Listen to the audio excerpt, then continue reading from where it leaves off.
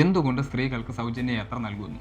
എന്തുകൊണ്ട് സ്ത്രീകൾക്ക് മാത്രം സൗജന്യ യാത്ര? പുരുഷന്മാരെക്കാൾ സ്ത്രീകളാണ് സ്വന്തമായി വരുമാനമില്ലാത്തവർ കൂടുതൽ. ഈ പദ്ധതി സർക്കാരിന് വലിയൊരു ബാധ്യതയാണ്. പ്രിയദർശിനി ബസ് സർവീസ് വിജയകരമായി മുമ്പോട്ട് പോകുന്നു. പക്ഷേ അതുമായി ബന്ധപ്പെട്ട ചർച്ചകളും തർക്കങ്ങളും ഇതുവരെ അവസാനിച്ചിട്ടില്ല. പല തരത്തിലുള്ള ആവശ്യങ്ങളും അഭിപ്രായങ്ങളുമാണ് ഇതുമായി ബന്ധപ്പെട്ട് കേരളത്തിന്റെ പല കോണിൽ നിന്ന് ശക്തിപ്പെടുന്നത്. സ്വകാര്യ ബസ് സർവീസ് നടത്തുന്നവരും അതുമായി ബന്ധപ്പെട്ട് നിൽക്കുന്ന തൊഴിലാളികളും ഇപ്പോൾ ഇത്തിരി കഷ്ടത്തിലാണെന്നുള്ള കാര്യം ശരിയാണ്. സ്ത്രീകളുടെ സൗജന്യ യാത്ര സർക്കാർ സ്വകാര്യ ബസ്സുകളിൽ നടത്തണമെന്നും ഇന്ധനം സബ്സിഡിയിൽ നൽകണം എന്നൊക്കെയാണ് അവരുടെ ആവശ്യങ്ങൾ. ഓട്ടോ തൊഴിലാളികളും തങ്ങളുടെ മിനിമം വേതനം ഉയർത്തണമെന്ന് ആവശ്യമുന്നയിച്ചു. സ്ത്രീകളുടെ സൗജന്യ യാത്ര അവരെയും ബാധിച്ചിട്ടുണ്ടെന്ന് തന്നെ മനസ്സിലാക്കാം. ഈ പറഞ്ഞ ഏത് വിഭാഗം എടുത്ത് നോക്കിയാലും അതിൽ യാത്ര ചെയ്യുന്നതിൽ വലിയൊരു ശതമാനം സ്ത്രീകളാണ്. അതുകൊണ്ട് തന്നെ സ്ത്രീകളുടെ ഈ സൗജന്യ യാത്ര ദോഷകരമായി ബാധിക്കുന്ന ചിലരും നമ്മുടെ സമൂഹത്തിലുണ്ടെന്ന് കാണാതെ പോകാൻ പറ്റില്ല. 5 ലക്ഷത്തിലേറെയാണ് നിലവിലെ സ്ത്രീ യാത്രക്കാർ എന്നാണ് പുറത്തുവരുന്ന കണക്കുകൾ. കെ.എസ്.ആർ.ടി.സിക്ക് സാമ്പത്തിക നഷ്ടമുണ്ടാകും, അത് സ്വാഭാവികം.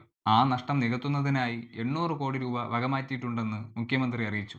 ഇന്ത്യയിൽ പൊതുവെ കേന്ദ്ര സംസ്ഥാന സർക്കാരുകൾ സ്ത്രീകൾക്കൊരു കൈത്താങ് എന്ന രീതിയിൽ ഒരുപാട് കാര്യങ്ങൾ ചെയ്തു വരുന്നുണ്ട്. അതുപോലെ ഒരുപാട് സ്ത്രീകൾക്ക് ഗുണകരമായി മാറുന്ന ഒരു കാര്യം തന്നെയാണിത്. ഇപ്പോൾ ഒരു ദിവസം ഒരു സ്ത്രീക്ക് 50 രൂപയാണ് ബസ് യാത്രയ്ക്ക് വേണ്ടി ചെലവാകുന്നതെന്ന് കരുതുക.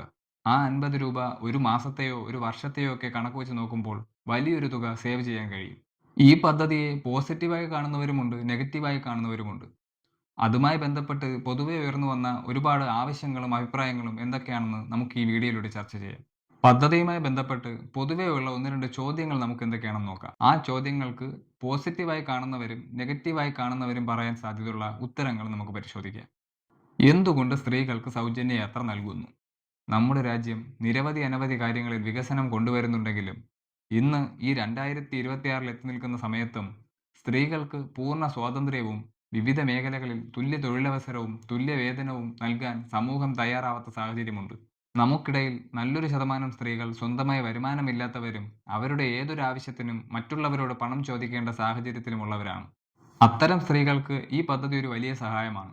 പിന്നെ ചെറിയ ശമ്പളത്തിന് ജോലി ചെയ്യുന്ന സ്ത്രീകൾക്ക് ബസ് യാത്രയുടെ പണം ലാഭിക്കാനും ആ പണം മറ്റ് ആവശ്യങ്ങൾക്ക് ഉപയോഗിക്കാനും സാധിക്കും. ഇതുപോലെയൊക്കെയാവും ഈ പദ്ധതിയെ പോസിറ്റീവായിട്ട് കാണുന്നവർ പറയാൻ സാധ്യതയുള്ള കാര്യങ്ങൾ.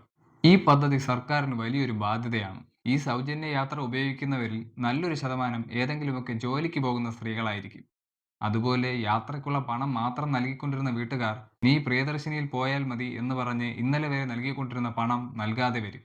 വേറൊരു കാര്യം, ഈ ആനുകൂല്യം പറ്റുന്നവരിൽ പതിനായിരക്കണക്കിനും ലക്ഷക്കണക്കിനും ശമ്പളം വാങ്ങുന്നവരും കാണും. സ്ത്രീ ആയതുകൊണ്ട് മാത്രം പണം ഇല്ലാത്തവരെന്നോ എല്ലാ സ്ത്രീകളും പൊതുവെ അടിച്ചമർത്തപ്പെടുന്നവരെന്നോ അർത്ഥം വരുന്നില്ല.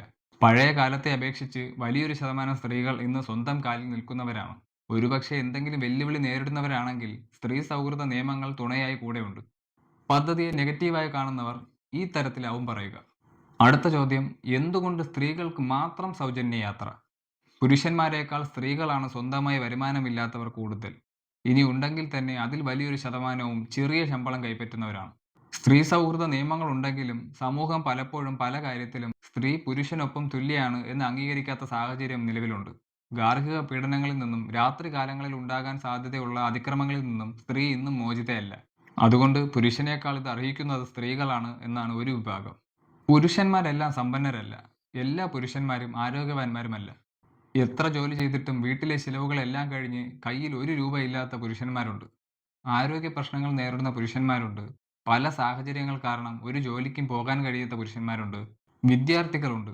സാമ്പത്തികമായി പിന്നോക്കം നിൽക്കുന്ന ഒരുപാട് പുരുഷന്മാരുണ്ട്. അതുകൊണ്ട് ഈ സൗജന്യ യാത്രയിൽ പുരുഷന്മാരെ പൂർണ്ണമായോ അല്ലെങ്കിൽ മേൽപ്പറഞ്ഞ നിരവധി അനവധിയായ സാഹചര്യങ്ങൾ പരിഗണിച്ച് പുരുഷന്മാരെ ഭാഗികമായോ ഉൾപ്പെടുത്തണം. ഈ തരത്തിലാവും മറ്റൊരു വിഭാഗം സംസാരിക്കുക. പദ്ധതി വിജയകരമായി മുമ്പോട്ട് പോകുന്നുണ്ട്. ഒരുപാട് സ്ത്രീകൾക്ക് ഈ പദ്ധതി ഒരു സഹായമായി മാറുന്നുമുണ്ട്. പിന്നെ പ്രത്യേകിച്ച് മാനദണ്ഡങ്ങളൊന്നും ഇല്ലാത്തതുകൊണ്ട് വലിയ ബുദ്ധിമുട്ടുകളൊന്നും ഇല്ലാത്ത സ്ത്രീകളും ഈ പദ്ധതി ഉപയോഗിക്കും. ഭാവിയിൽ ചിലപ്പോൾ അർഹതപ്പെട്ടവർക്ക് മാത്രം ലഭിക്കുന്ന രീതിയിൽ മാനദണ്ഡങ്ങൾ വന്നേക്കാം. ഒപ്പം മേൽ പറഞ്ഞ പോലെ അർഹതപ്പെട്ട പുരുഷന്മാരെയും ഭാവിയിൽ പരിഗണിച്ചേക്കാം. അതുപോലെ ഇത്തരം പദ്ധതികൾ വരുമ്പോൾ മറുഭാഗത്ത് ആരെങ്കിലും ബുദ്ധിമുട്ടുന്നെങ്കിൽ അവരെയും ചേർത്ത് നിർത്തി മുമ്പോട്ട് പോകാൻ സർക്കാരുകൾക്ക് സാധിക്കട്ടെ.